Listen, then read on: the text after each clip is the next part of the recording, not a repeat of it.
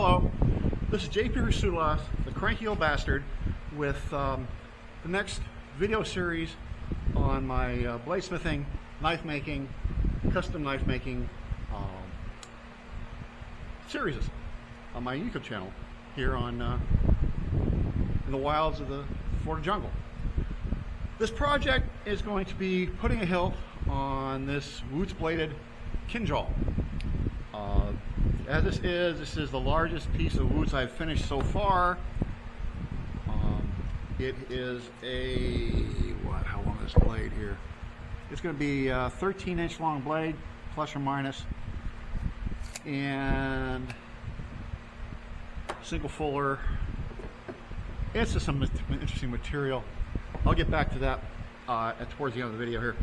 The idea here is to solder and pin bolster plates and pommel plates with the grip panels in between. I don't know what the grip panels will be. I'll discuss that later on in this video. I've pre-drilled the holes. You will see these two little bright things here. I'll zoom in on those. Those are mistakes. You can see where I tried to drill through before. It just didn't work. Even at 3 furnace cools, this material was still harder than the floor of hell, which is very frustrating. So I had to use a carbide drill, and then since the carbide drill was bigger than the pins I was going to use, I had to put in bronze bushings and then drill those out. So it works. It's okay, you know. I don't have to pin this, but I'm going to anyway because I'm just the way I'm going to be, because I have a funny feeling that, you know, soldery is okay. The solder I use is 97% tin, 3% silver. It's got a real high tensile strength to it, but the pins just make me feel safer on that. There'll be 2 pins in the front and 3 pins on the back here. Phosphor bronze bar stock. As you can see, I freshened the surface up that's going to be soldered on. Let me explain to you something on this you should take care of. There's going to be 2 mating surfaces here. The front, this is the blade side, this is the tang side, okay? The blade side should be pre-polished and smooth before you install it on the knife, because getting in there, it's going to be a real bugger once you get this soldered and pinned in place. The same with this side here. This does not have to be nearly as finished. As a matter of fact, I like to leave this a little rough in order for the adhesive to get in there and just hold on that much better. Even though the adhesive here again is sort of like gilding a lily, so we'll be putting these grip panels in place. These are roughly 3/16 inch thick. They will be, you know, this will be the surface here that goes on the knife. They will be together like this and sandwiched in. Let me zoom in on that and get my big grubby old hands out of here. Give you the idea what the idea I'm doing. There you go. And you see the bronze, blade bronze, and those will be pinned and soldered, and then the grip panel, and then the other plates will be put on the pommel. It's a taper tang.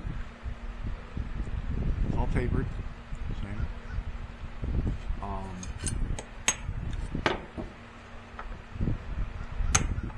Let's talk about Wootz a little bit. This stuff is neat stuff. It's an old steel. It goes back, geez, thousands of years, 2,000, 2,500 years. It's crucible steel. It's the first crucible steel. It's strange to work with if you're not familiar with it. It can be red hard. It can also crumble on you. It could be red short up the wazoo. It can crack on you. It can harden on the anvil while you're working it. It could be a real pita, but it's neat stuff. Let's see if I can get a close-up of the pattern here. It's what you're seeing here, hopefully, if I can get a close-up. Whoa, whoa, whoa, whoa, whoa, whoa, whoa. Let's see here. Got the thing there. Here's right here. See if I can get a little closer. Yeah, there you go. This looks like slag pockets, but it's not. What you're seeing, there's a good right there, the crystalline structures on the material. It's carbides and pockets of carbide and the iron matrix and stuff like that. It's neat stuff to work with, and it's quite subdued. It's not as flashy as, let's say, a traditional pattern weld, but you know what? It doesn't have to be. It cuts like crazy. It's a very interesting material to work with, and it's not that commonly found anymore yet. But through the labors of several individuals, myself included, Rick Furrier and a few others, the gentleman from International Wootz Society and stuff, we're doing some serious research into it. There was a gentleman by the name of Job back in the early 1980s who was working with tribal smiths in North Africa, basically the Berbers, and he did a lot of work with Wootz. I don't know whatever happened to him. He's sort of fallen off the face of the earth. I'm going by my feeble memory, so I may or may not be absolutely correct on this, but he did a lot of work. He did quite a few pieces, but for some reason he just sort of faded off into obscurity. Excuse me. My sinuses and congestion is really bad this time of year. But it's a unique material. I would put Wootz in the state of research now as where pattern welding was back down in the 1960s, early 1970s. Excuse me. But it's fun to work with. It's interesting. Every piece is different. This piece I put together in February of 2025 this year. It's a long, hot process. You have to hold it at 1480 centigrade for an hour or two just to make sure everything is incorporated, and you got to do a slow cool. You cool it too slow, it shrinks too much. Cool it too fast, it cracks. You got to get it right in between the, actually what they call the Goldilocks zone, which is just right. Not too hot, not too cold, not too fast, not too slow. But it works. As far as the grip material we're putting on this, I would like to do ivory because that would just be so sexy. But given the atmosphere that ivory is right now, even though the ivory I do have is 100% legal, I probably will do black buffalo horn because ivory has just got this stigma about it, and people get all upset. They'll get pissy and start complaining, and I don't want to open that can of worms. And the sad thing about it is, it's a shame that they've banned ivory because all that's doing is putting more pressure on the poor elephants because the poachers are running amok because it's worth more than their life. When ivory was legal, when they were actually executing the poachers on site, confiscating the ivory, and then various departments of wildlife like Botswana or Kenya or Tanganyika would sell it as legal ivory in the open market, and the monies generated would go back to basically fund their wildlife preservation programs to catch more poachers. And the elephants are coming back, but now they've totally outlawed it, fresh ivory, and it's just unfortunate. But I don't want to get into that too much because that's a sore subject with me. I'm not a very much fan of trophy hunting. I am a hunter, but trophy hunting is not for me. I don't want to get into that either. But be that as may, it's their right to do so. If they want to, they're more welcome to it. I'm not going to. I'm not saying I won't go hunting. I have nothing better than fresh duck dinner. But that's entirely different subject. So I'll probably do the black buffalo horn. I've got the plate. I got the pieces for this. I will go ahead and do the soldering pin here. Other than that, let's see how long this thing is. It is what? Like I said, yeah, 13 inches long. Say 12 and a half, 13 inches. And again, it's a little over an inch and a half wide. That's a good size knife. Like I said, it's going to be the biggest piece I've finished in Wootz so far. I've done a couple of dozen of the smaller pieces the last 2 years.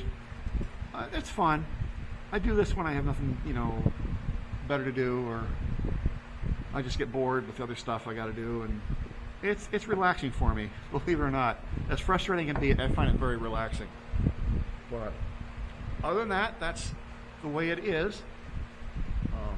thank you so much. It's going to be an interesting process, I'm sure. I'll be doing something that nobody else I've ever seen do on YouTube yet, and that's what I want to do.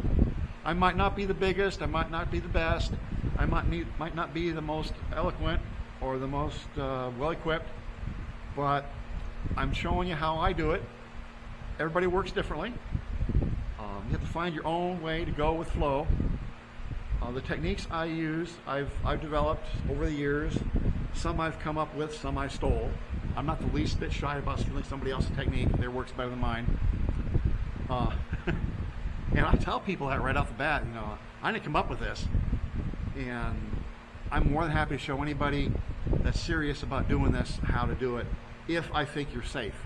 If you're going to try something that's not too safe, I'm not going to show you until I'm sure that you're not going to hurt yourself, or worse yet, hurt somebody else with your stupidity. But that's the way I look at it. I'm pretty much self-taught. You know, my old mentor, Herr Hoffman, God rest his soul, he showed me a lot. I owe him a debt of gratitude I can never repay.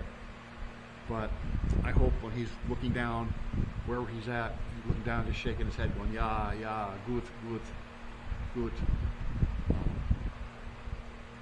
And he was a very down-to-earth fellow. He was Amishman.